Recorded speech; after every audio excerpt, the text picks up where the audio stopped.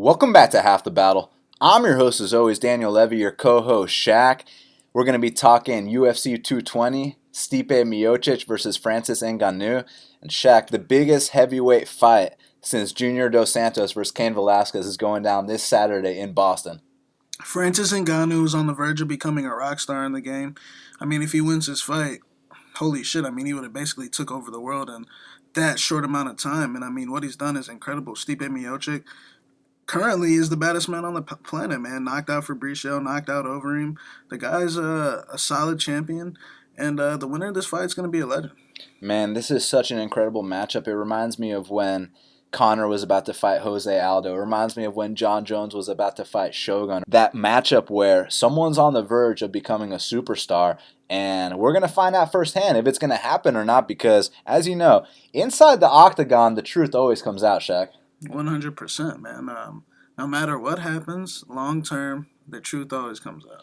And speaking of long term, with the truth always coming out, we actually happened to take an L for the first event of 2018. And you'll never hear me sit here and make excuses. Even though I do feel like we got backdoored on that Faria decision, it is what it is.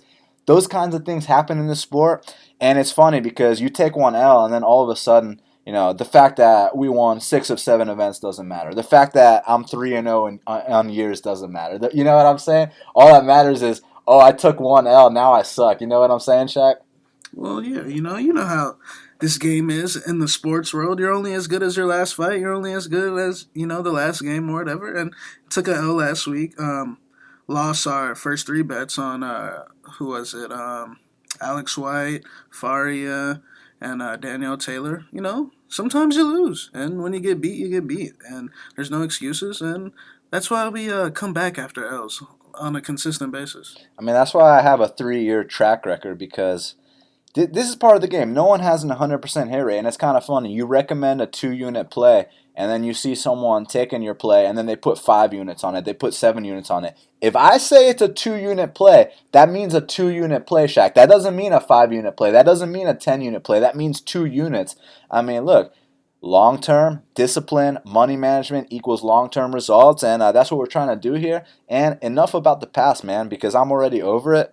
Let's get right down to business for UFC 220, man, because, look, it's time to make some money, man. You know what I'm saying, Shaq? And you know what time of the year it is? It might be max bet season. It is max bet season. But let's do this whole card from start to finish. Let's do this for the fans, man, because, look, it's going down in Boston. They gave us a stacked card. Let's not even beat around the bush. First fight of the night. We got Islam Makhachev.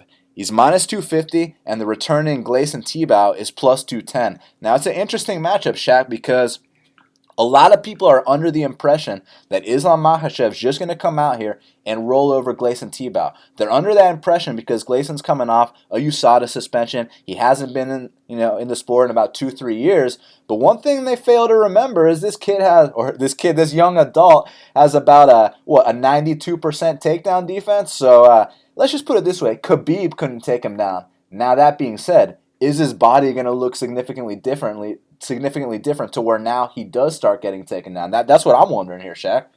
Matter of fact, both of them have been having some little USADA issues in the past.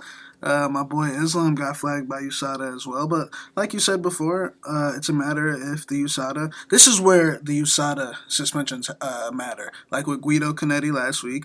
But, when Islam gets popped, it doesn't really matter because he's a young kid. Just like when Mateus pops, it doesn't really matter. He's a young kid. So this is where it matters. Gleison Tibau's got a 92% takedown defense. Islam's big bro, his best friend, his role model, Khabib couldn't even take the guy down.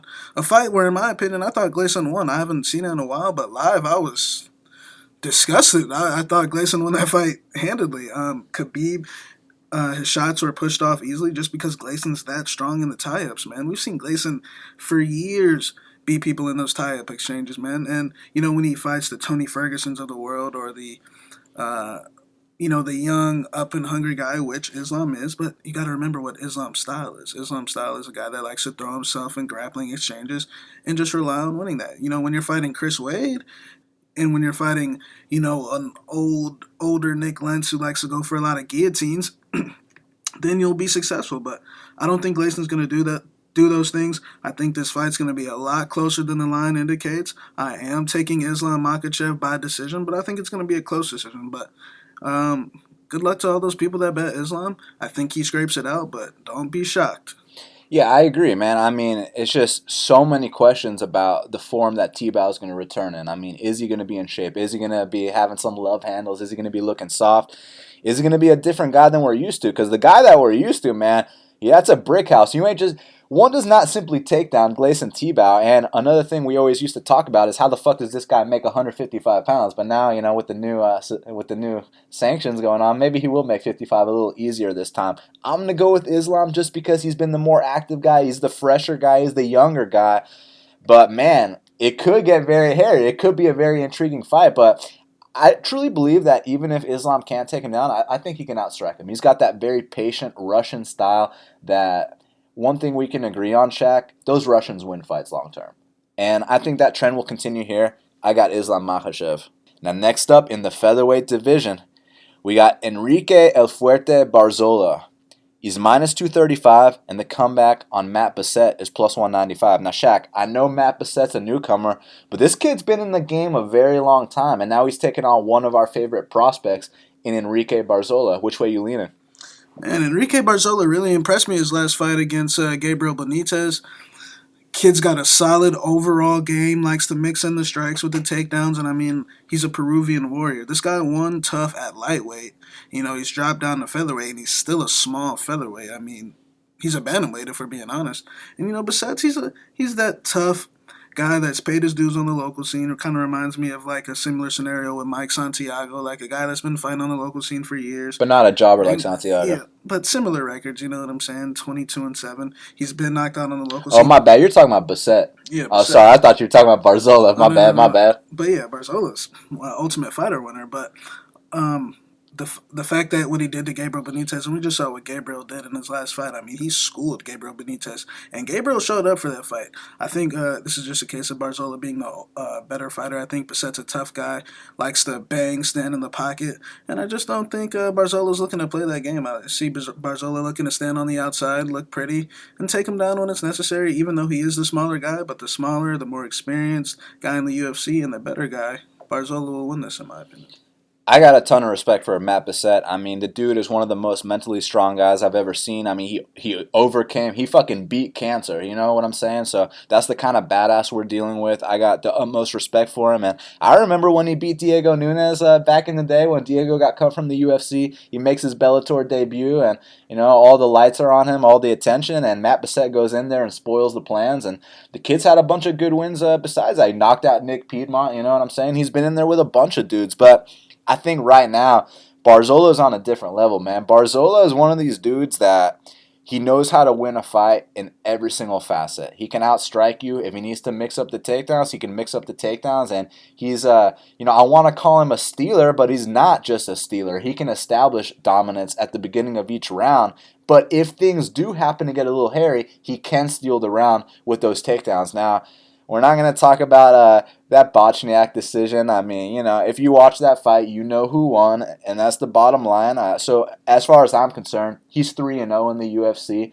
And even though he's in Boston this time, which is, his former opponent, Bochniak's hometown, I don't think Bassette's from Boston. I think Barzola's going to be fine here. I think he's going to take a decision. And don't be surprised if he gets his first UFC finish either. I know Bassette's a super tough guy, but he's coming off a devastating knockout loss against Kurt Holloway.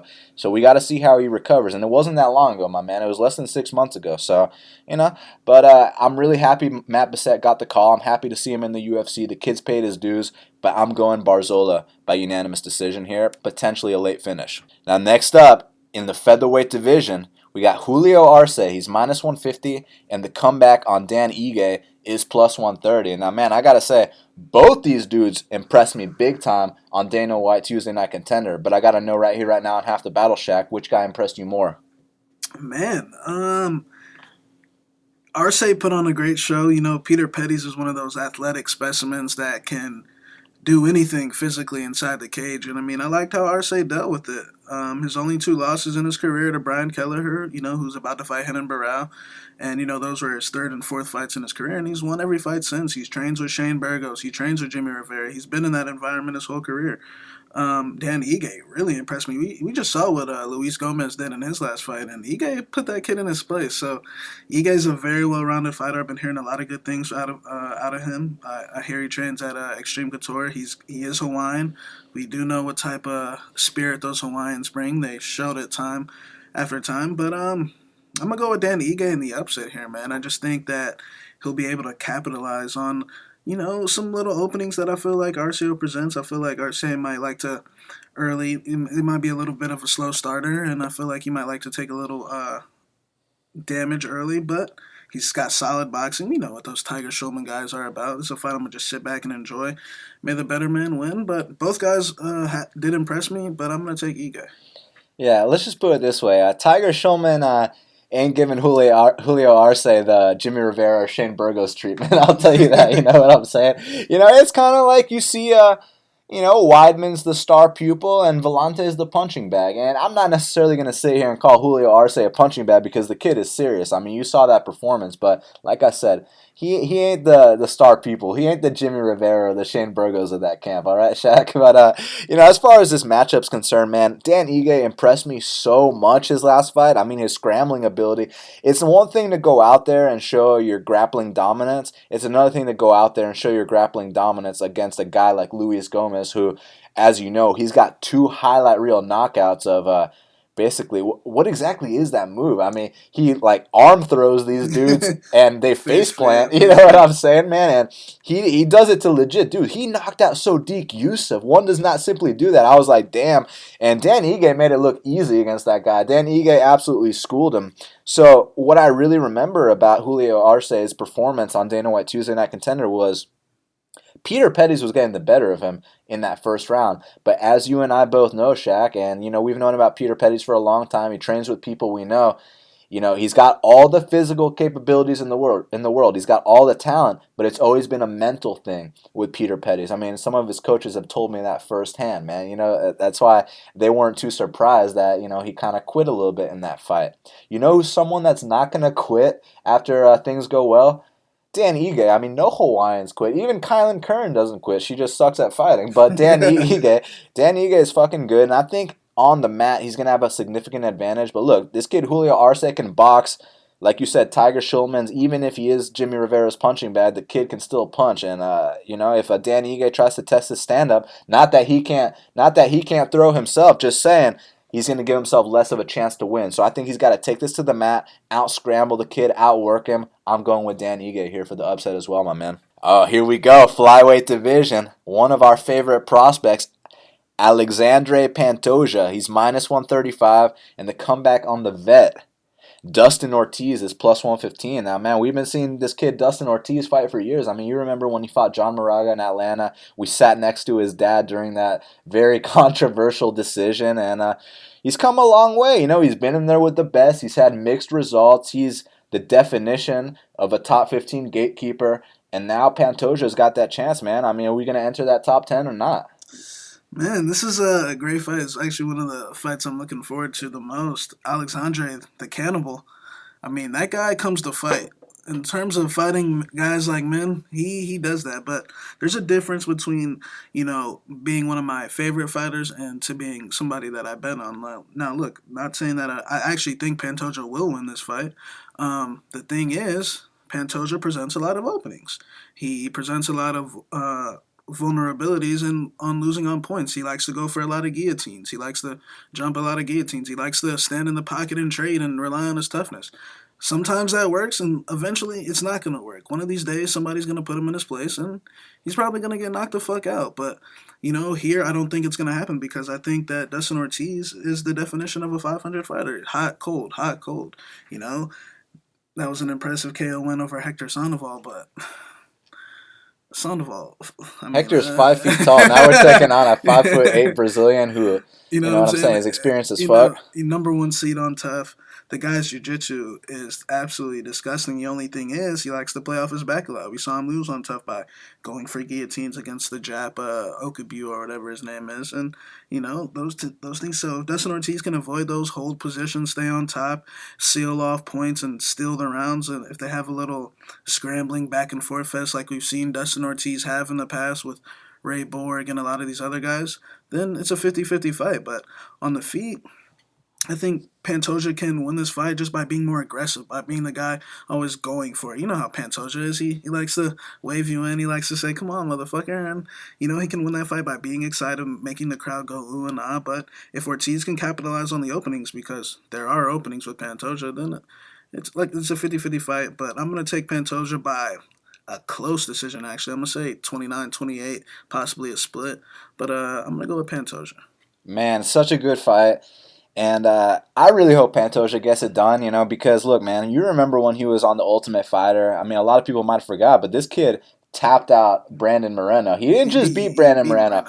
He finished Brandon Moreno. And a lot of people are under the assumption that Moreno was winning that fight, or... Moreno wasn't winning a fucking thing. Moreno got his ass beat. Pantoja drowned him from the opening bell, and that just shows you what he's capable of. And look, MMA math don't mean shit, but Moreno absolutely destroyed Dustin Ortiz. I was in attendance. I cashed that plus 160 on Brandon Moreno in that spot.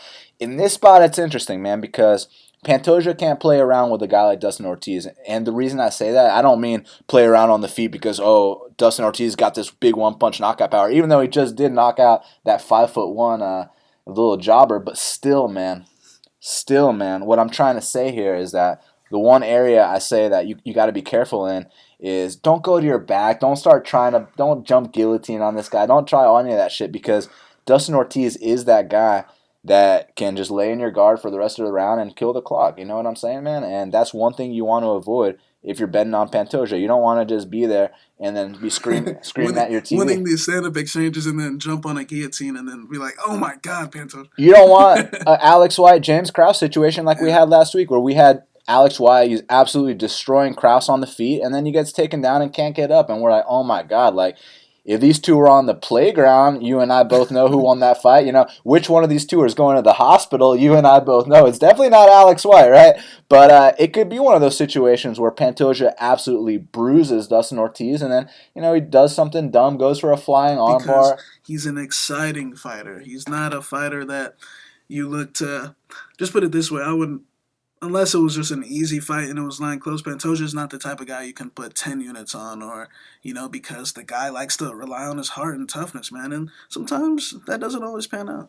Yeah, so look, it'd be nice to see Pantoja come out here and use that veteran experience. Both are vets, by the way, but you know what I'm saying? Just edge him in every single facet of the game, but you have to watch out for that grind, man, because Ortiz... He's a very experienced, smart fighter that can win on points. Look, man, Ortiz got wins over Ray Borg. He's got wins over Scoggins. He's got, he's been in there with everyone, man, so you have to be super careful. I hope Pantoja goes out there and edges this one out, so I'm going to root for him, but be very careful betting this fight. Now, here we go. I'm very excited about this. Abdul Razak Alhassan. He's minus 210. The comeback on Sabah, the jobber Homasi, is plus 175. Now, Shaq, last time this fight happened, we max bet Razak. We predicted a first-round knockout. And if you go out and look at the records, it is a first-round knockout. As far as I'm concerned, we knocked Sabah Homasi out in the first round. Look, he can say whatever he wants about this and that, how Razak was folding. Look, Razak was on his way to winning that fight. If it was going to go 1 round, 2 rounds, or 3 rounds, one man was going to get his hand raised and one wasn't. Sabah Homasi, like we said before the last time they fought, he's a tough guy. He can hit hard. Actually, when I say tough guy, I'm actually being nice when I say that. But, I mean, he hits hard. That's about it. I feel like tough guy as in walking, punching bag. Exactly. You know what I'm saying? He's down to bang. Just put it that way. You know what I'm saying? And if he wants to bang with Razak Alhassan again, I think Razak Alhassan's going to come out here a little more patient, be a little more, calm, pick your shots, and I think he's going to get him out of here cleanly this time. As far as, there was only one sketchy moment in that fight. I guess we did get a little rocked and, we went to our back, but once we butterflied him and got back up to our feet, make no mistake about it, Sabah Homasi wanted his way out the fight. He went for a takedown, gave up his back, and we were in control ever since then. He knows what happened. He knows he went down to that right hand. He says that he was going for a takedown, but at the end of the day... Shaq, real quick. Since when you shoot for a takedown, are you leaning backwards and to your right? When you go for a takedown, you lean forward. Look, what really happened was the exchange before that, he hit Razak with a left hook. Razak proved his toughness, stayed in the pocket, and ate it. And they kept exchanging. And when he realized that exchange was too real, he wanted a way out, and he got clipped on the way down. And that's it. I feel like Herb Dean made a great decision, actually. So my pick is Razak Alhassan by first round KO. Even if this fight, does go past the first round. I've seen him go 3 hard rounds with Omari Akhmedov and win the third round. I feel like he can get back to that style, being a little more patient, picking his shots, and I think that's the style he will get back to. Now he's had the opportunity to go back, go over the mistakes, and his coaches will correct the mistakes, and he still won worst-case scenarios. Worst-case scenario happened the first fight, and he still won, so I'm confident Razak Al-Hassan gets a finish, but even if it goes 3 rounds. I mean, let's put it this way. Sabah Homasi already had his fluke moment, and he still couldn't win the fight. I mean, what else is there to say? So, let's say he has another fluke moment. I still don't think he's going to win the fight. He's not a guy that wins fights in the UFC. His last win was against a fucking 45-year-old Jorge Patino, man. This kid's been knocked out a million times. Like, he's not a UFC caliber fighter. He's a fucking male stripper, Shaq. After this, look, he's got a sexy-ass girlfriend. After this, go back to your hot girlfriend. Go back to being a male stripper. Thank you for the easy money against Razak the first time. Thank you for the easy money against Tim Means the first time. And enjoy. Look, you get to tell people you fought in the UFC. Congrats, kid. You know what I'm saying, man? Remember when he was on Tough and he's like, one day me and Usman are going to meet. You know what I'm saying, man? The guy's completely delusional. After this fight, he'll go back to being a male stripper. Razak's going to go back to, fighting very tough guys like Omari Akhmedov. And Razak's going to knock him out in the first round. All you got to do is be a little bit more patient this time because, look, he was under the impression, this guy's such a jobber. I can just come out here and just get him out real quick. And, in the UFC, no matter who it is, you have to be careful. This is still a fist fight on a Saturday night inside of a steel cage, man. UFC's Octagon. People are in the UFC for a reason, except for CM Punk. Well, CM Punk's in the UFC for a reason, too, but it's not his fighting, right? But, look, Sabah got signed for a reason, man. I mean, he can crack, right? But he doesn't have what it takes to win fights in the UFC. And I think it's just a persona like you and I were talking about all week. He wants to tell people he's a UFC fighter, Look, the kid got on TMZ because of it. The kid, he got to accomplish some things of it. Congratulations. Now it's just a matter of we have the skills, we have the heart, we want this more than him. We have aspirations of going further than him. He's just here for, like we said, he's a pro fighter. He's a former male stripper. But none of that matters. All that matters is what happens in that cage. And Razak Al-Hassan, first round knockout. Yeah, I mean, 100%. And real quick, I want to address this whole thing about, Razak was gassing and Sabah was on his way to winning. Sabah was not on his way to winning at all. Sabah had his one fluke moment, and guess what happened? He threw 3 big elbows at Razak. Razak butterfly swept him, got back up, and then Razak took control of the fight again. He took control of the whole fight from the beginning, got caught, got back up, and took control again, and then finished him. And yes, if you watch that finishing clip, he finished him, Shaq. Look, it's not as controversial in my mind. It's only controversial because Sabah got up and started putting on a show and started being like, oh, what the fuck? But, bro, trying to act like you were shooting for a takedown, you weren't shooting for no takedown. I mean, since when does someone shoot for a takedown by going limp to the right side? Like, that's not shooting for a takedown. And even if you go back and you watch the post-fight interview, Sabah even admits, I got clipped, I went down, but I was still in it. So, what are the first 2 things I said? I got clipped and I went down. It wasn't I was shooting for a takedown and Herb stopped the fight. No, it was I got clipped and I went down. So, maybe he wasn't unconscious. Okay, let 5 more seconds go by, let's land a couple follow-ups and he would have been unconscious. So, I ain't worried about it at all. I got Razak Al-Hassan by first round knockout just like I did a month ago, Shaq. Now, next up in the UFC featherweight division, we got Brandon Davis, the newcomer. He's minus 125, and the comeback on Kyle Bochniak is plus 105. Yeah, I really like Davis's fight on the Tuesday Night Contender Series against a guy who was like 15-2 or something like that. And I mean, the kid, I see why he's Jason Knight's striking coach. He kind of reminds me of like a Mississippi version of Zaleski in a way, the way he moves and the way he strikes. He likes to take shots, of course, which, eventually one day isn't going to pan out well, just like it went for Zaleski. What about that kid, Matt Frivola? Matt Frivola, you know what I'm saying? Look, like we said. See my boy Polo?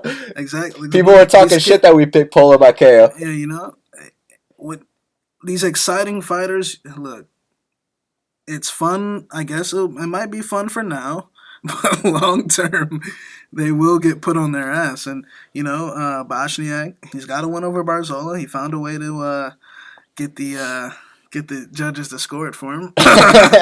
You know what I'm saying? But we all know who won that fight. But other than that, man, the guy's had a tough road in the UFC. Charles Rosa for a debut is still a tough fight for a debut, being 5-0. Even though I thought he won that fight. They gave it to Rosa, and then, the Barzola fight, and then his last fight with Jeremy Kennedy. I mean, no shame in that at all. I mean, Jeremy Kennedy is one of the brightest prospects at 145. Jeremy Kennedy's about to fight Volkan in Perth, you know what I'm saying? And Jeremy Kennedy is a smotherer, and he's long. But Brandon Davis, I think he can win this fight if he stays on the feet, picking his shots, being flashy, looking what we like to call cute, you know what I'm saying? Just leg kicks. I think he's got a significant advantage on the feet. Where Bochniak can capitalize is just being the veteran here, being the more experienced guy. Like we said, the kid does leave openings on the feet, and, he might get caught and he might go down. But I'm going to go with Brandon Davis here. I just think he's too clean on the feet, but Bochniak does have ways to win the fight. The kid has lost decisions in the past before, actually recently, maybe like a year ago, by, getting laid on, getting tied up against the fence. So Bochniak comes with a smart game plan, likes to kill a clock with the tie-ups, then I think he can win. It's a close fight. I'm going to sit back and enjoy it, but I got Brandon Davis. And I'm going to go on the opposite side of you, man. Look, I agree with you. I think Brandon Davis is going to look like he won the fight. I think he's going to beat Bochniak up. But this fight's in Boston. Bochniak is from Boston. We know how these decisions go in Boston. I think that Brandon Davis is going to win the entire fight, and then they're going to raise Kyle Bochniak's arm in a very, very controversial decision. So Bochniak's UFC career is going to remain alive, and Brandon Davis will live to fight another day. I got Kyle Bochniak by controversial split decision. Now here we go, main card. Holy fucking shit. Tominhas Almeida. He's minus 115. The comeback on Rob Font, or as we like to say in Brazil, Shaq, Hobby Fonch, is minus 105. So, shit, man. I mean, this is... Anytime Tomas Almeida fights, I mean, betting, not betting, this is the kind of fight you call up your friends that don't watch UFC and you say, hey, check this out. This is going to be a real fight. Who you got, bro? Tomas Almeida's last fight against Jimmy Rivera was a war. I mean, he gained some stock, in my opinion. I bet on Jimmy Rivera in that fight. And, whenever you fade Thomas, deep down in your heart, you're just worried, oh my God, just please don't knock us out. But Jimmy, showed that he's a future world champion, and he prevailed that. And then Rob Font, I mean, Rob Font, I've had the suspicion ever since the Lineker fight that, not that he's scared of Brazilians because he did smash on Douglas da Silva de Andrade, but, maybe that the fight isn't in Brazil this time might help him out. But to be honest, I feel like this fight comes down to heart and will, and I think Thomas has more heart and will. I'll go ahead and say it. I think that Rob Font's best days are behind him. I think that he's a guy that's skilled offensively, but I feel like he's one. I have a suspicion, just a suspicion, like I had a suspicion of Misha Serkinov. I feel like he's one of those guys. If you put him in a bad spot, he'll freak out. And we saw what happened in the Pedro Munoz fight. He got hit with the left hook and put his hand up and got choked out. We saw what happened in the John Lineker fight. I mean, took one body shot and ran away. And there was times where he was pulling guard in that fight. Let's just be honest here. He pulled guard twice in that fight. I mean, I guess they were from body shots, but still. I'm just saying, I know Thomas Almeida wouldn't have pulled guard. I know Pedro Munoz wouldn't have pulled guard. I know fucking Caraway wouldn't have pulled guard. I know Yuri in his prime. I know plenty of guys that wouldn't have done that, but hey, it is what it is. He had to take his first L. But that's just my suspicion. Like I said, I think if you put him in a bad spot, he'll find a way out. And I think Thomas Almeida will put him in a bad spot. Thomas, the issue with Thomas is just the amount of damage he's taken, in his career. The guy gets tagged. I mean, it is what it is, but when you're fighting Jimmy Rivera and Cody Garbrandt, the two best bantamweights in the world, or two of the best 3 bantamweights in the world. I mean, those things happen. So I'm going to go with Thomas here. I think he's actually the more experienced, the guy that's faced the better competition. And I think he's going to knock out Robbie Font in the second round. I absolutely love this fight, and I think it comes down to a couple things. As we know, with every single Tomas Almeida fight, he gets tagged up early. Those first 2 to 3 minutes, I mean, he's such a slow starter. He's going to eat a ton of shots. But after those first 2 to 3 minutes, if you start to slow down on a guy like Tomas Almeida, that's when he unloads on 30-punch combinations. That's when he looks like a video game character. That's when he looks like a future world champion. That's why he's so many people's favorite fighter. I mean, that's why he's a guy that's going to retire in the UFC. Tomas Almeida can lose 4 fights in a row, and they still won't cut him. You know what I'm saying? Because he comes to fight. He's a real fighter. You know, it's funny. You remember when Dan Hardy fought Chris Lytle, and it was his 4th loss in a row, and, you know, the media, you know how they like to ask those stupid fucking questions. So they were like, are you guys going to cut Dan Hardy after he just put on a fight of the night? And Lorenzo was like, how could I cut a guy like Dan Hardy who just came out here and fought his balls off? Well, now we're not dealing with fucking Dan Hardy. Now we're dealing with Tomas Almeida, who actually is a top 10 guy, who puts on way better performances than Dan Hardy. You know what I'm saying? I was just bringing that up because that's the mentality the UFC have. If you come to fight, they're going to keep you around. Remember my boy Leonard Garcia? Lost 5 fights in a row. They still kept him around. Louis Smolka, much respect. They keep these guys around because they come to fight. The difference here is that I don't think Tomas is some jobber that's going to lose a bunch in a row and, you know, and then we're going to be like, what happened? He's only lost 2 fights. Yeah, exactly. I'm just saying the dude is super hittable in those first 2 to 3 minutes. But after those first 2 to 3 minutes, that's when Robbie Font is going to start to slow down a little bit. And that's when Robbie is going to wilt, man. Because, look, if Robbie Font wants to win this fight, he has to knock out Tomas Almeida in the first 3 minutes. He has to. That's the only way he's going to win this fight. I don't see him outpointing Tomas to a decision. I don't see him tapping out Tomas with a guillotine like he did to Douglas Silva de Andrade. That shit ain't happening. Rob Font does not do good against Brazilians. Yeah, he beat Douglas Silva de Andrade. Who gives a fuck? You know what I'm saying? That dude's 80 years old. I'm talking about real Brazilians. I'm talking about fucking John Lineker. I'm talking about Pedrinho Munoz. You know. Don't disrespect my boy Douglas like that. He's 22-2. My boy Douglas has got a fucking boxing record. Just because he lost the fight don't mean shit. But Cheeto Vera's about to teach him a lesson. Just understand that right now, Shaq. But and look, when I'm saying real Brazilians, I don't mean that he wasn't born in Brazil. I'm being entertaining. I'm talking shit. I'm being funny. But what I really mean is when he fights, you know, that top 15 Brazilians. And it's really not even about fighting a Brazilian or not fighting a Brazilian. It's about fighting someone with that pressure style that doesn't give a fuck what Rob Font throws, that'll eat his shots early on, and then after that, they'll be like, oh, so that's all you got? Now I'm going to keep walking forward. Now I'm going to start unloading on my 30-punch combinations, and now you're going to wilt in your hometown. So, you know, and also, shout out to my boy Kyle. He let me know that Tomas has been doing some work at Phuket Top Team. And if you know about these results that Phuket Top Team has been doing for these dudes, I mean, you see my boy James Vick on that 3-fight win streak, knocking out Joe Duffy, knocking out Polo Reyes, ending Abel Trujillo's career. I mean, you saw Trujillo come out like a shell in that Makdessi fight. Those are the kind of results you get at Phuket Top Team. Even my boy Jocko, I know lately those last 2 he dropped, but when he was at Phuket Top Team, you saw that fight he had against Talis Latis where he smashed him for 3 rounds. You saw that fight against the Barn Cat when he went out there as a plus 200 dog and knocked him out in 30 seconds. Those are the kind of results you get at Phuket Top Team. I really think they're going to sharpen up my boy Tomin Haas's defense early on in the fight. And look, we know the deal. Like I've been saying 100 times. I almost sound like a broken record here. Rob Font is going to tag him up early. Make no mistake about it. But after Tomas gauges that distance, Tomas is going to walk forward, and Rob does not do good on that back foot. We know that, Shaq. Rob does not like going backwards. Rob needs to be the aggressor. He don't like eating punches on the fence. Just put it that way. And when Tomin has senses even a little bit, when those spidey senses start tingling and Robbie Font starts slowing down, that's when he's going to get teed off on. It's going to be a beautiful highlight reel finish. And you know, when Macaco and Diego Lima are going Uva Mohair all week and searching angels down there trying to spook Robbie Font, then we'll see what he's really made of. Yeah, so I think Tomin Haas is going to get the biggest win of his UFC career. He's going to bounce back from the incredible fight he had with Jimmy Rivera. I mean, that fight was absolutely fucking amazing. And Jimmy won that fight, by the way. I know a lot of people try to act like it was controversial. Look, I disagree with the 30-26 scorecard 100%. 30-27. But Jimmy definitely won that fight, but Tomin has proved like, look, he is a top 10 guy. This ain't all hype, and I think he's gonna paint a picture with the combinations he throws here. It's gonna be beautiful destruction, like Cub Swanson says, except it's actually beautiful destruction, not a bunch of sloppy shit like we see. You know what I'm saying? No disrespect to Cub, much respect, but I think Tominas is about to put on a show here. So I got Tomas Almeida for the win. And I think it'll be inside the distance, Shaq. But if it goes 3, it'll be very entertaining.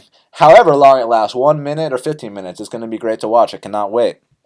Now, they gave us Rob Font versus Tomas Almeida. And then you know why they put this fucking Francimar Barroso versus Jean Vellante fight here? They're very smart. They know that Douglas Lima versus Rory McDonald is going to be happening at the same time.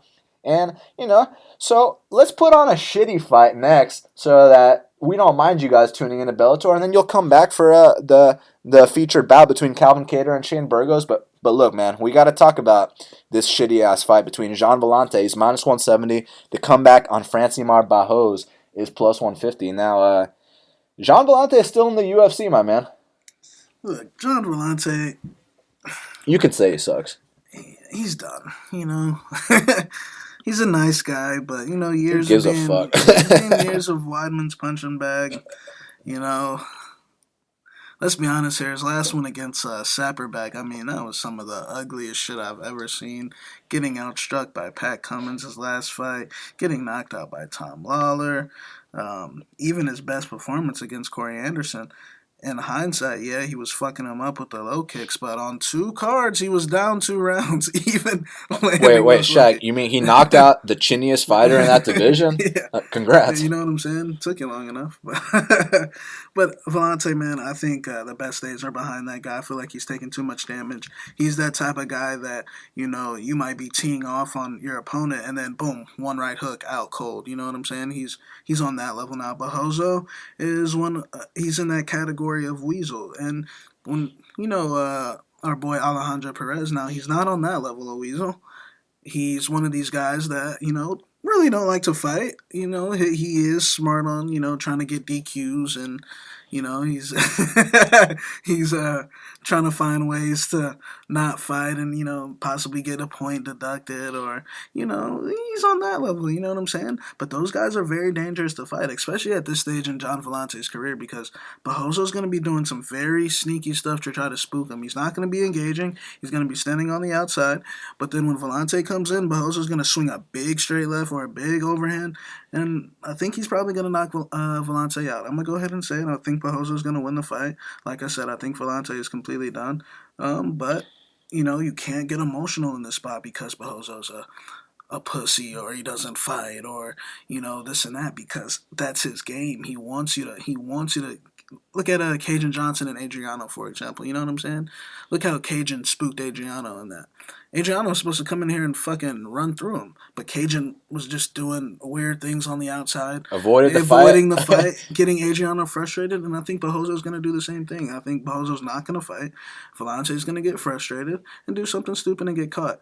Look, in the Tom Mahler fight, Vellante was landing the harder shots, but what was the one thing that kept happening in the first round? He kept getting hit with the right hook. You'd think he would go in there and make the adjustments for the second round, and what does he come out and do? He gets knocked out with the right hook. So that's what I said. He's on that level. This last loss was just, it is what it is. I can't rely on either guy, but I'm going to take Barroso, and I'm going to say Barroso by win. I can't go out and say finish, but I'm going to say win. I got Barroso as well, man. I think Vellante absolutely sucks. I don't think he's got any business in the UFC anymore. I think his best days are behind him. But I'll tell you what, let's say a couple nice things, right? Shaq, go back and watch his fight versus Chad Griggs in Strikeforce. Unbelievable one-round war. I fucking love that fight. But the dude's taken way too much damage inside the octagon. He's been Chris Weidman's punching bag for so many years. When you talk about CTE, they definitely got to do some tests on Vellante, because that dude drools in his interviews. You know what I'm saying, man? It's kind of hard to listen to him talk, man. You can hear the saliva, bro. he's going to be trying to swing some big bombs. And even these days, man, he doesn't even swing anymore. He's gunshot. Like, he's just a shot fighter. And Barroso, he's the light heavyweight weasel, man. I know he's tapped out to submissions that aren't even locked in. I know he's quit from a headbutt before. But the bottom line is, you got to put him in that spot first. He's got a winning record in the UFC. And this ain't Krylov he's fighting. Alexandre This ain't fucking Alexander Rakic, who's a K1 striker. You know what I'm saying? And he ate those shots good. He landed some shots of his own. I think he's going to circle around the ring, do absolutely nothing, and then lunge in with a big overhand, a big shot, pin him up against the fence, kill clock, do those weasel tactics, and take home this decision. And, Vellante is probably going to feel like, what the fuck, I won, man, but between you and me. Every weasel has its spot, and it's going to get exploited. Yeah, so I definitely got Francimar Barroso here for the little upset. So he's gonna weasel Vellante. Now here we go. Now I'm excited, man, because this fucking fight right here, the featured bout, Calvin Kattar versus Shane Burgos. Oh my God. Shane Burgos, he's minus 190. The comeback on Calvin Kattar is plus 165. The only thing I'm surprised about is the line being so wide, man. I thought it was going to be a pick-em, but what are you thinking? I'm not surprised because, when you got a guy, especially in Shane Burgos' stage of the career, you got a lot of hype train people. You got a lot of guys that are buying the hype. The guy that thinks he's a future title challenger or, a future champion. And that's what happens in Kattar, only one fight in the UFC, but, the show that he put on against Philly was beautiful. He shut down Philly in every aspect, took him down, beat him on the feet. Let's just be honest here. Philly's not the same guy because of that fight. And he lost a tooth in that fight. And, now he's I'm not going to say that, but, he's those exchanges with him and Artem and a few of those spots were getting very, very sketchy. There's a reason he resorted to his wrestling. I know he dropped him with the head kick, but there's a reason why Connor said what he said. And, what was I saying? But Kattar, man, as far as the fight goes, I think Burgos is a guy that has a belief that if you stand in the pocket with him, that you're going to lose. That if you stand in the pocket with him, that he's going to drop you, that he's going to knock you out. The thing is, I think Kattar can go inside the pocket with him and be calm when he eats the shot. These guys like Trator and Pepe and Charles Rosa, they're not as calm and composed and reacting to the shots a guy on the level of Calvin Kattar. I honestly thought the second 10 minutes, not 10 minutes, but a minute into that fight with Philly, I was like, holy shit, Calvin Kattar is top 15. He's the real deal because the guy had a 16-2 pro record. And, a couple people like you were saying this guy's the real deal. I saw him fight on Access TV and he was the real deal. But, he was plus 330 against Philly and we all passed. And I just think he's going to be able to capitalize on Shane's sloppiness and spurts. Shane is a guy that likes to prove that he can eat a shot here and there. In the Rosa fight, Rosa had a belief that he was up 2, and, initially I thought he was fucking crazy. He wasn't up 2, but then when I rewatched it the other day, he might have been up 2 rounds for real, and that was because that Burgos kept on playing around. His coaches were getting on him saying, Shane, fight the kid right, stop playing around with the kid, and then, eventually he did knock him out, so props to him. But I just think Calvin Kattar is going to mean business from the opening bell. Not saying that Burgos isn't, but I think that, like I said, Kattar is going to capitalize, land a straight right, and let Burgos know that the games that he's been playing his first 3 UFC fights will not get you past me, and I think Kattar's going to win the decision 30-27. I don't think he's going to go down.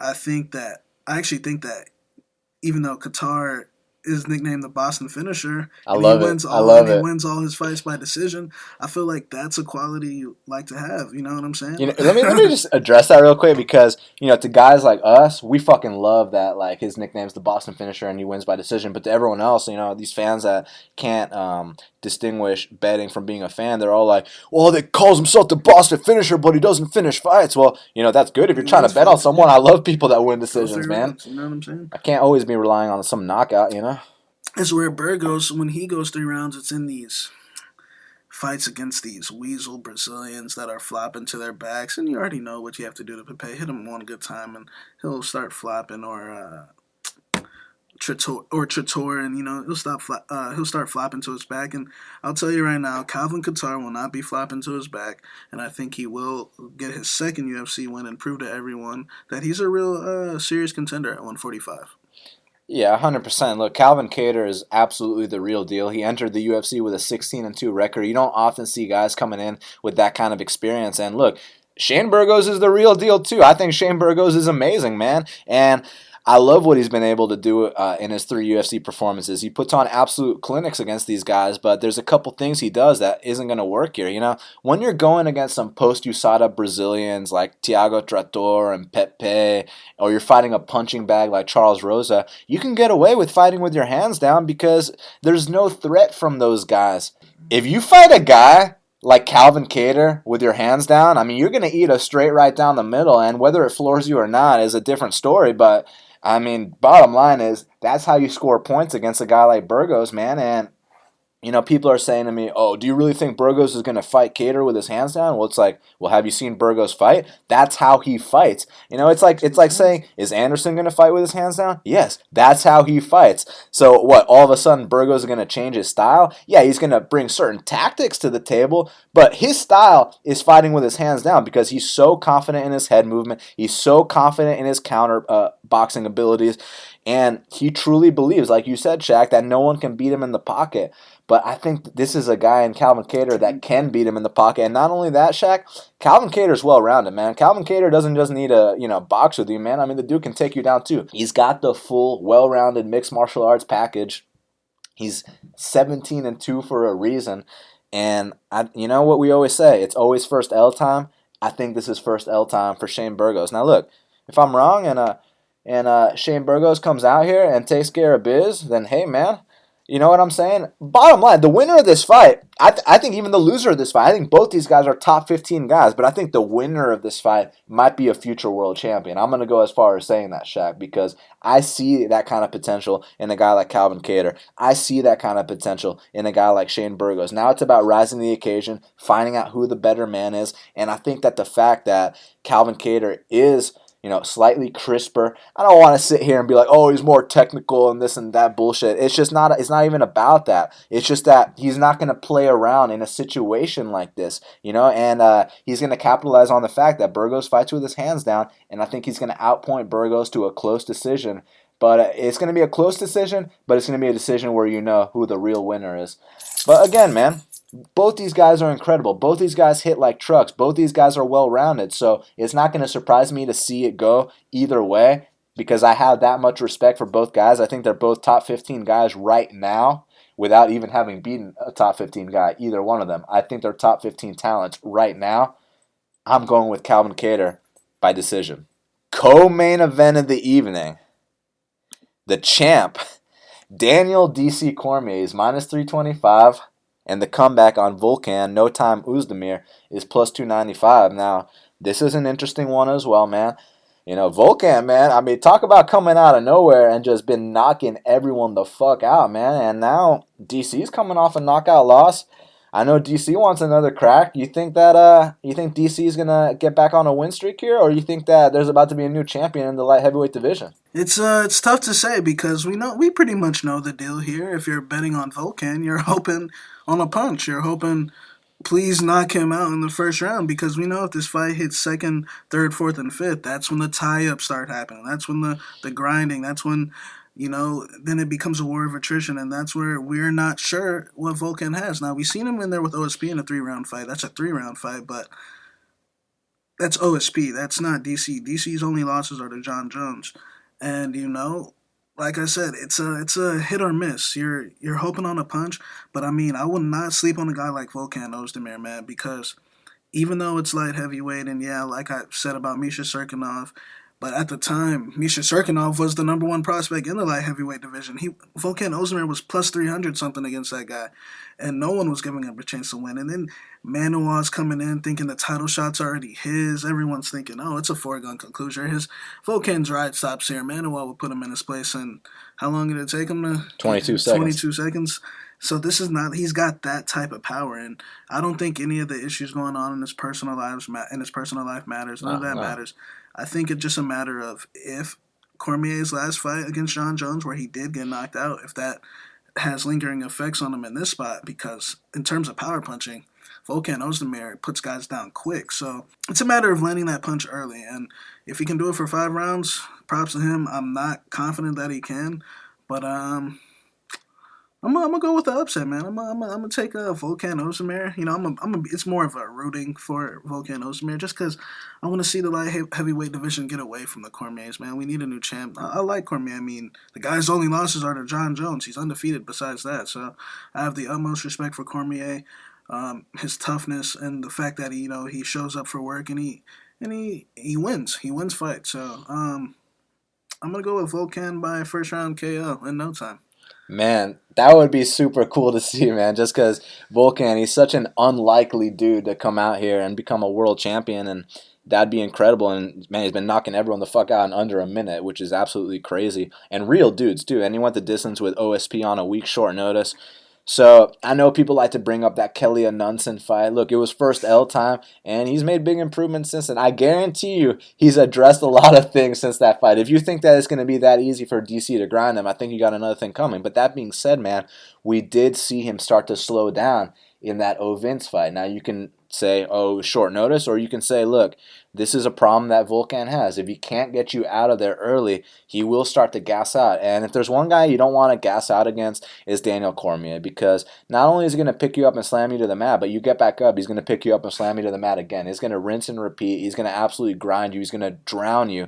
But, Volkan was Rumble Johnson's main sparring partner for a very long time. Like, make no mistake, Volkan is not just some jobber. This isn't just to fill up a card or this or that. This is a real dude that's got serious knockout power. And we know Daniel has been rocked many times. Not just the John Jones fight where he got knocked the fuck out, a couple months ago. What about the Gustafsson fight where Gustafsson dropped him with that knee and really hurt him badly? What about the first Rumble fight where Rumble dropped him? What about the Anderson Silva fight where Anderson landed a big body kick? What about the motherfucking Frank Mir fight where Frank Mir was getting off on some body kicks in that third round? I know people forgot about that, but that was a real thing. Frank Mir was hurting him with body kicks at the end of that third round. But all that being said, I really don't feel like I've seen enough from Volkan to believe that if he doesn't knock him out, that he's going to be able to last in a 3-round fight. Or a 5-round fight. This is a title fight. Because whenever I think about the light heavyweight division, I always think John Jones is the champ, and between you and me, he is. But motherfucker stabbed himself in the toe one too many times. He's got to get his shit together. My boy Johnny Bones better be... Yeah, he's never going to come back, unfortunately. But I hope he gets his shit together because he's so great to watch, man. I mean, he's the best fighter I've ever seen in my life. I've never seen a fighter better than Johnny Bones Jones. But that being said, man, I think it's going to be and still. I think Daniel Cormier is going to come out here and defend his belt. It's just, if he gets hit with one of those back of the ear shots early on, don't be surprised, because not that Dan's chinny or anything like that, but at that weight class, at 205 pounds, it's not about being chinny. 4-ounce gloves, you get hit on the chin by one of those guys, you get hit on the temple by one of those guys, and it's going to be good night Irene. So if Volkan comes out here and he's able to land the one big shot and knock him out, he will be your new champion. But, when I'm betting or when I'm picking and when I'm thinking about these fights, I can't just rely on a knockout. I got to think what happens if it turns into a real fight where both guys are giving it everything they got. And in that scenario, I do think Daniel Cormier is going to prevail, man. So I'm going to go with and still. But as a fan, just because I love upsets, I love underdogs, it would be cool to see Volkan come out here and dethrone the champ. But I think my boy Daniel is going to represent the Daniels well and keep that belt. All right, man. No more Mr. Nice Guy. Here we go. Main event of the evening. Francis Ngannou. He's minus 175. The comeback on the champion. Stipe Miocic is plus 165. Now, Shaq, it's not often you see a champion at plus 165 dog odds. Now, I know that's tempting for many. I know people think that Stipe is being disrespected here. But what's your opinion? I think that it's lying like that for a reason. I mean, the guy put Overeem down and with barely no effort, and I mean, it's pretty much sold. I mean, if you stand hold on, sorry to interrupt. He didn't just put Overeem down. He fucking decapitated Overeem. Yeah, he knocked him the fuck out. And, the fact that Overeem didn't do anything to him before was very impressive, because generally Overeem dropped Stipe Miocic twice. Generally Overeem, styles on Fabricio or all these guys that he fights. And the fact that he didn't do anything to Ngannou, the second they tied up, it was like a complete strength difference. And I believe Stipe and Overeem at the same weight. And it's just, if you are confident that Stipe can stand in the pocket with that motherfucker and not go down, then that's one thing. But like we know, this is a 5-round fight. I am going to go with Francis Ngannou to be the new heavyweight champion, be the new superstar of the UFC, be the new baddest man on the planet. But as far as a betting perspective, if this is a 5-round fight, if the fight happens to get into the late rounds, have we seen enough of Ngannou to ensure that he can deal with a more slower pace fight, a more grimier type of fight?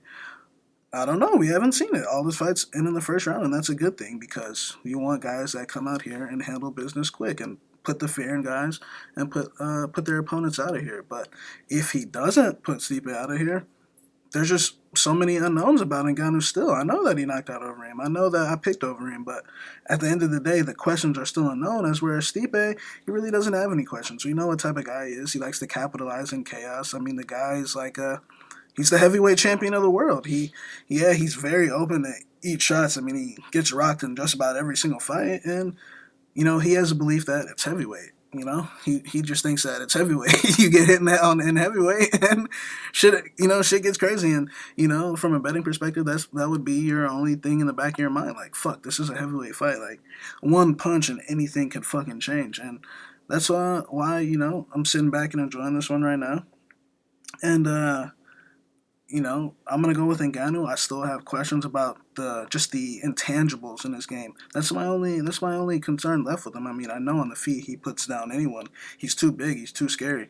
It's just the intangibles now at this point in terms of winning this fight, because we know Stipe's got all the intangibles. We know Stipe's experience. Even if he hasn't been in the second or third round lately, the fact that the guy's been in many second and third, fourth rounds in the past, I mean, he's got that experience, and Ngannou doesn't. We've seen him in more situations where he's had to come back from adversity and win fights. We haven't seen Ngannou done that. So it's just a matter if Ngannou puts him down or not. I wouldn't basically say it's waiting on a punch, but when you're talking about Francis, because it's not waiting on a punch. That's waiting on a fucking punch. You know what I'm saying? That's a fucking sledgehammer to the fucking skull. So when I say waiting on a Ford punch, Escort. when I say waiting on a punch, Francis Ngannou waiting on a punch is in a different category than everyone else waiting on a punch when I say that. So I'm gonna go with Francis though. This reminds me of when Conor McGregor fought Jose Aldo. This reminds me of when Johnny Bones Jones fought Mauricio Shogun Rua. A lot of people were like, oh, you're disrespecting the champ, and how could you count out the great Shogun? How could you count out the great Jose Aldo? And it's like, look, no disrespect to those guys. They were incredible champions, and so was Stipe Miocic, but it's time for a new era, man, and it is that time, man. I think Francis Ngannou is going to come out here. I think he's going to launch Stipe into the fifth dimension, man. And, people like to talk about, oh, we don't know what will happen if Ngannou goes past the first or this or that. Oh, let me ask you guys something. What happened the last couple times that Stipe Miocic went the 5-round distance? Okay, let's talk about that real quick. One time against 5'10" Mark Hunt, who we know can't wrestle to save his life, who we know is a fucking 12-11 fighter. He's a 500 fighter, basically. And that was a one-sided fight. So, yeah, of course, Stipe's cardio looked amazing. But let's talk about the one time Stipe did have a back-and-forth fight that went 5 rounds. That first Ngannou fight. What the fuck happened? It was Stipe that was gassing out in that fight. It was Stipe that was getting dropped in the 3rd round. It was Stipe that couldn't win in the championship rounds and therefore couldn't seal off the deal. So, don't sit here and give me any bullshit about, oh, Stipe is this cardio machine or this or that. I don't fucking buy that for a goddamn second. I think Stipe is an incredible champion, but one thing I've always said about him, he reminds me of the Bisping of heavyweight. I've always thought he was like the Bisping of heavyweight. He's got that volume style, and, he gets rocked early in all of his fights, and then he comes back. But you don't get rocked early against Ngannou and come back. You can get rocked early against Overeem and come back. You can get rocked early against, these other guys he's been fighting and come back, because all these guys he's been fighting they're incredible heavyweights. They're in the names of the heavyweight division. Junior Dos Santos, Alistair Overeem, Andrei Arlovsky, Mark Hunt. But those are the old timers. That's a past generation. That's not the new generation. Now he's fighting an athlete unlike anything he's ever fought before. And yes, I am buying the hype. Yes, I am on board the hype train because I think this is the real fucking deal. I think people say Ngannou's overrated. I disagree. I think he's underrated. I'll say why. Look, he went in there with Curtis Blades in his second UFC fight. Curtis Blades is a guy, he was an NJCAA champion. He went 44-0 as a senior in wrestling.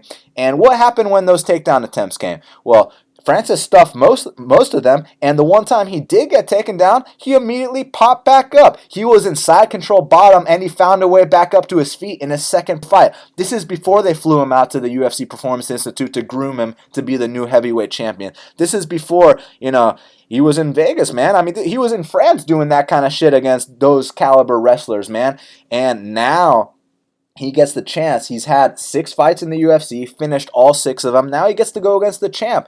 And like I said, man, Stipe gets rocked every single fight early on.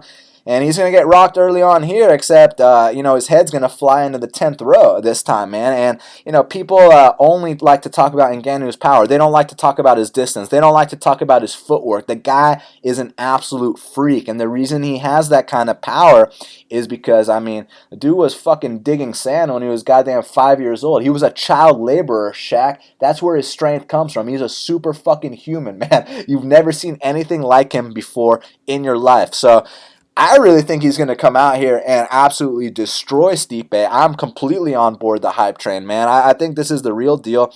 Just like I had all the respect in the world for Jose Aldo, I still thought Conor McGregor was going to knock him out. Just like I had all the respect in the world for Shogun Rua, I still thought John Jones was just simply a different level athlete. And I think that's what we see here with Francis Ngannou, man. And look, if Stipe tries to get his single leg here, first of all, look, man, I think it's going to get stopped. I think it's going to get shook. But if he does get Ngannou down, I don't think that's going to be the end of the fight. People are acting like one takedown and the fight's over. I disagree. I think Ngannou's got a good get-up game, man. I think Ngannou knows what he's doing. He knows how to swim for underhooks. He knows how to push the head down. He knows how to get back up to his feet. He's a very good fighter. And let's talk about his one L, because he did take a loss in his second professional fight, and I watched it, and this is what happened in that fight. So, obviously he didn't have any wrestling at that point, but so he got out-wrestled the first 2 rounds. Now it comes down to what's his heart like, what's his will to win like. He fucking comes out there that 3rd round, he bombs on that dude that laid on him the first 2 rounds. So Ngannou's heart is not in question for me whatsoever. Now I know people like to talk about, the first 10 seconds of the Blades fight, he got rocked by a jab. Fucking Blades is a 265-pound not Division I, but he's a very high-level athlete, man. Someone like that touches you straight on the chin, yeah, you might feel it a little bit. And I'm sure if Stipe lands a haymaker on his chin, I'm sure Ngannou will feel that too. But the difference is, there's one thing between feeling a punch, and there's another thing between getting knocked the fuck out by a punch. And I think that's what's going to be the difference here. I think, Stipe, I'm sure Ngannou will feel Stipe's punches, but, Stipe won't feel them. Stipe will be up looking at the lights, and he's going to come back. And this might be a hot take to many, Shaq, but I think that Francis Ngannou is a more versatile fighter than Stipe Miocic. Stipe has never won a fight via submission before. Yeah, he won via submission to leg kicks, but I'm talking about an actual jiu-jitsu submission. You saw that Kimura that Francis hit on Anthony Hamilton. Yeah, I know Anthony Hamilton, Bumbleton. I know he's a jobber and this and that, but it's not just about the fact that he beat that guy. It's about the technique he displayed when he beat that guy. That was some Vinny Magalhaes shit. That's why he's been training with Vinny Magalhaes. That's why a guy like Vinny Magalhaes said, Francis Ngannou is the strongest guy I've ever grappled with. That's some high praise right there, my friend. And I think Stipe has been having a lot of back problems. That's why he's been looking really stiff. It's funny. I see a lot of people that faded Stipe against Junior Dos Santos. Like the second time, man. You know what I'm saying? They were thinking that fucking old-ass Junior after all those Cane Wars was going to go out there and beat him. But now they're not convinced Ngannou will? I'm like, dude, what the hell is wrong with you guys, man? This is the spot where Ngannou is going to become a superstar. I'm all in, and Ngannou. Is there anything else I got to say about that, Shaq? Well, now let's hit up Kyle Marley for the Big Marley Minute. And joining us now on the Big Marley Minute is the 7 times DraftKings qualifier himself. I'm talking about Kyle Marley. Kyle, how's it going, man? Good, man. I'm ready to watch some big guys throw down this weekend and make some money on it. Look, let's not even beat around the bush. The main event of the evening, the heavyweight title fight. I heard we're on opposite sides of this one. I always got respect for someone taking the dog. How come? So you're not buying the Francis Ngannou hype, huh? Oh no, that's not true at all. I think he is going to be the champion one day. I just don't think his time is yet. I think this will be a learning experience, and he'll come back from it and probably be a champion, whether he beats Miocic in the future or somebody else. But I'm going to go with the dog in this one. I got a hedge on DraftKings, though. Ngannou's just too scary to completely fade. Because if I have Miocic in all my lineups and he gets knocked out in the first round, my night's over. So I'm going to have a couple Ngannou lineups in tournaments. I think this fight's stackable in cash. But yeah, I'm going to go with Miocic. Got a 1-unit bet at plus 170. If it gets more than that, I'll throw another unit on as well. But yeah, I think Miocic wins this in a late stoppage. So there's a reason you only got 1 unit on the line, right? Yeah, I mean, it was more, I just couldn't believe that the champ is this big of a dog. If the line was flipped, I would bet Ngannou. So co-main event of the evening. I mean, look, it's pretty simple on paper before the fight actually happens. I'm thinking first round, Volkan KO. If it goes past the first round, Daniel's going to grind him out. You see it that way as well?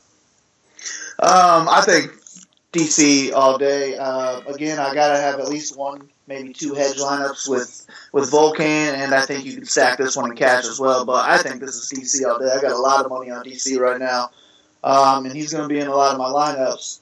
I think he's just going to take him into deep water and drown him, and I think the hype's going to end right after that. But $9,200 on DraftKings, he's your most expensive fighter. That's the only problem I have with it. I don't think he's a lock by any means because he's the highest price. It will have to probably score more points than anybody else, but I think he has a really good shot at doing that. I think it's just going to be a takedown wrestling clinic. I like DC a lot, and I have a good amount of money on him. My favorite fight on the card, Calvin Kattar versus Shane Burgos. I mean, these two are potential top 10 guys. I think the winner of this fight is going to make a huge statement. I'm going with the underdog personally. I mean, the kid came into the UFC with a 16-2 record, put on an absolute clinic. I wouldn't count out a guy like Shane Burgos. I'm going Kattar. How you see this one? I think Burgos is definitely he's my pick. I bet him at, I think, minus 135. And I was just shocked that the line was that low. I thought he would be closer to a minus 200, and that's almost where it is now. But yeah, he's my pick. I don't know if I'm even going to have any hedge lineups with Kattar. He scored 77.5 last time on DraftKings in a somewhat dominant performance. I just don't see him doing that to Burgos. I think Burgos is legit, future title contender. I like watching him fight, and I got him winning here. I said that was my favorite fight of the night, and I might have lied because Tomas Almeida is taking on Rob Font. I mean, I think we know the deal here. Tomas does get hit early, but once he starts to find his range, if you start to slow down on Tomas Almeida, you already know the deal, man. So you think he's about to swarm Rob Font here? I do, yeah. I think this is fight of the night as well. Can't wait for this one.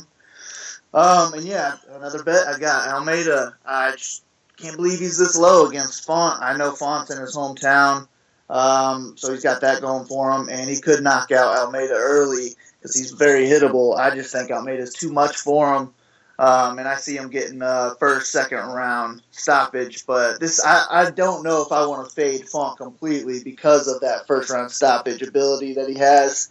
So I don't know. Maybe I'll have a Font lineup or two, but if you think Font's going to win, then he should definitely be in your lineup because I think he definitely outscores his $8,000 value if he wins. But I'm going with Almeida. I don't necessarily think Rob Font's going to win, but I do think Razak Alhassan's going to win again. I think it's going to be a first-round knockout just like last time. I don't care if there's controversy or not. I still think he's going to stop him in the first round, and I had him in my DraftKings lineup last time. He took care of biz for me. I'm going to have him in my lineup this time. I expect him to take care of biz for me. Now, I know you like to play contrarian sometimes. You going to be that guy that plays Sabah Homasi here? You know, I'm not sure how contrarian that'll be this time. Last time they fought, I had 0 Homasi, and I had a good amount of money on Alhassan. And I was getting worried, man, so I was glad that it was stopped early, to tell you the truth, because I don't know how that would have went if it kept going. So for that reason, I might have to have a Homasi player too, but I'm still on Alhassan. I think he'll just be a little bit more patient this time and put him away, maybe even second round. But Alhassan, I think, is just a better fighter everywhere. So he's my pick. I just hope he doesn't gas out. So if you think he is going to gas out, Homasi's only 7,200. He doesn't have to do a whole lot. Just getting a win will put you at the top of some tournaments. So I don't hate that play on DraftKings, but my pick's Alhassan.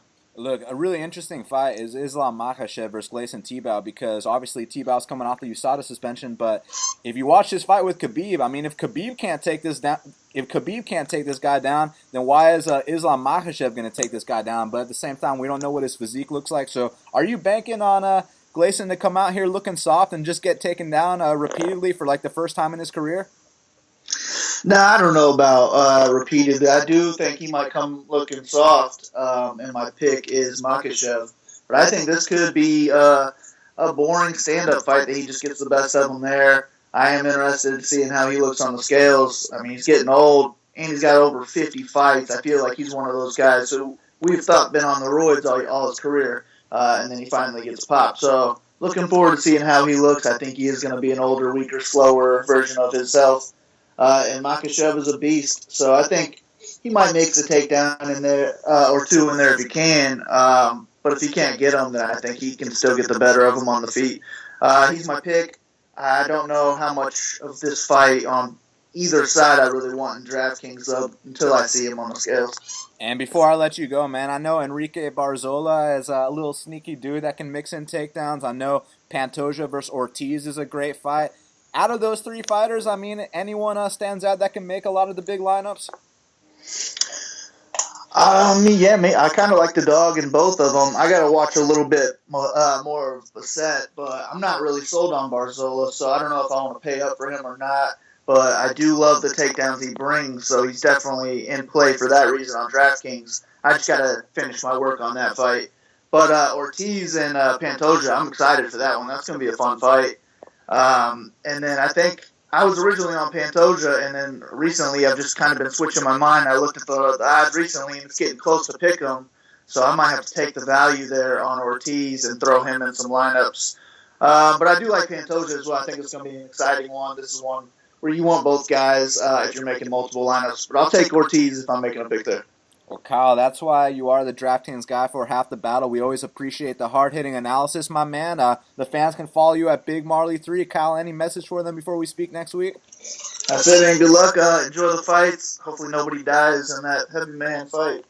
I know, right? That's what we're going to be looking out for, man. I can't wait. Man, best heavyweight fight in a very long time. I'll say that much. Maybe even since the boxing days. Or if you're going to talk UFC, since JDS versus Kane 1 on Fox. You know what I mean?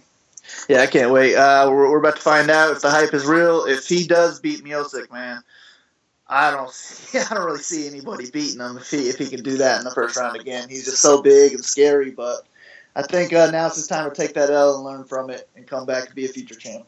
We're about to find out. I can't wait. Kyle, thanks again, brother. We'll speak next week. All right, man. Good luck. See you, man. And Shaq, that's once again not only why Kyle is the DraftKings guy for Half the Battle, but that's why he's a 7 times UFC qualifier for DraftKings. That's why they fly this guy out to the headquarters. That's why this guy's bringing in multiple 7s every single year, Shaq. He ain't bringing in multiple 7s like Kyle, man, and that's why we got him on the show. He's the best DraftKings expert out there, and that's why he's a 3-time world champion. That's right. Now we got to talk about the fight to watch and the fighter to watch. So, Shaq, what is the fight to watch for UFC 220? Man, my fight to watch is going to be Rob Font versus Thomas Almeida, because I think the loser of this fight, I feel like their top 5, top 10 aspirations are over now. I feel like the loser of this fight takes a big fucking step back. A step back that he probably ain't going to, survive from. There's a lot of sharks coming up at bantamweight, you know what I'm saying? So I think the winner of this fight moves right back up into title contention, and the loser, it's probably over for. So that's my fight to watch. I think Thomas needs this win badly, and Font definitely needs this win badly. Man, I can't disagree with you on that. I mean, Tominhas Almeida versus Robbie Font. I mean, how can that not be your fight to watch? But since it was your fight to watch, my fight to watch is Calvin Kattar versus Shane Burgos. Like I already said in my breakdown, 2 future top 10 guys. The winner could be a future world champion. Unbelievable matchup here. I cannot wait to see who comes out with the win, man. It's going to be super competitive while it lasts. And if someone happens to run away with it and put on a clinic, then watch the fuck out, because one doesn't simply run through Calvin Kattar or Shane Burgos. They both are unbelievable, incredible fighters. 2 of my favorite prospects at featherweight. I cannot wait. That is your fight to watch.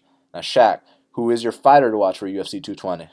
Now, we did talk about Francis possibly becoming a fucking legend superstar overnight. Let's talk about Volkan Oezdemir if he wins this fight. He's my fighter to watch because, I mean, if he wins against Cormier, he would have fucking become UFC champion in a year. He would have took out the number 5 guy in the world in his debut, beat the number 1 prospect in his second fight, and beat the guy that was about to get a title shot in his third fight, and then beat the champion Cormier. I mean, that's as impressive as a streak as it can possibly get. So he's my fighter to watch if he wins. He's an instant legend. 205, we know John Jones' situation. We don't know what that is. And then he can fight Gustafsson if he wins, and give Gustafsson that little European ass whooping. You know what I'm saying? So, there's a lot of people that think like Gus would absolutely smoke him. You know what I'm saying? People are still under the impression that Gus is a future world champion. They don't get it. But, that's my fighter to watch, and I'm interested to see if he is and new. Yeah, obviously going to be tuning in for that co-main event, no doubt. But look, man, sorry to be Mr. Obvious here, but the fighter to watch is 100% Francis Ngannou. I mean, he has a chance here to not only be, the first heavyweight champion in a while where people really give a shit because, I feel bad for Stipe. The guy has an incredible story. He's a firefighter. He's a heavyweight champion. He didn't quit his job. Unbelievable dude. Much respect. All the respect in the world for Stipe. But Francis Ngannou, man, if you talk about we need a superstar in our sport right now. Connor's gone. Ronda quit the sport and covers her face everywhere she goes. Fucking John Jones can't put the white down. You know what I'm saying? So now we need a new champion that is going to take that sport to the next level, especially in this new era with these new fucking bosses. And, they got all these ties in LA in the entertainment industry.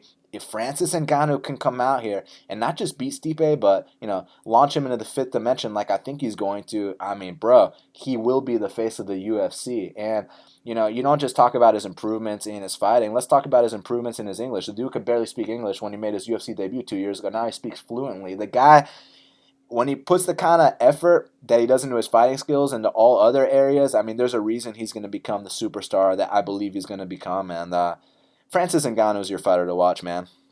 Well, Shaq, we did it. It's going down this Saturday, UFC 220, UFC Boston. I cannot wait, man.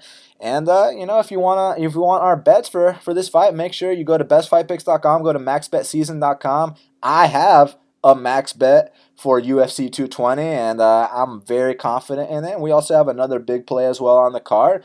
And not to mention, we got something cooking up for Bellator as well, right? Because I heard that Rory McDonald is challenging for the title. He's taking on Douglas Lima, and the undercard is incredible too. Michael Chandler versus Goiti Yamauchi, Corrales versus Karakanian. Very good card, and we got a lot of things coming up, don't we, Shaq? Yeah, man, it's a very busy weekend.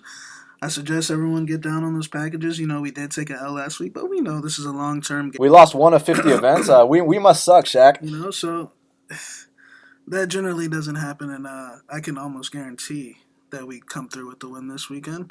Capertech is TSM Genius. Bet MMA Tips is Shaq BFP. Follow me, MMA Genius 05. Follow our Instagram, Best Fight Picks Official. You can reach us on there. We'll respond back to any messages. And let's get the job done this weekend. Yes, sir. Yes, sir. Make sure you follow me on Twitter at BestFightPicks. Go to bestfightpicks.com, maxbetseason.com for the plays. Subscribe to Half the Battle on iTunes, SoundCloud, YouTube, and Stitcher.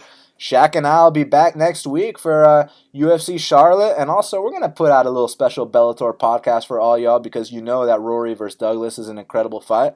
So until the next time, let's cash these bets.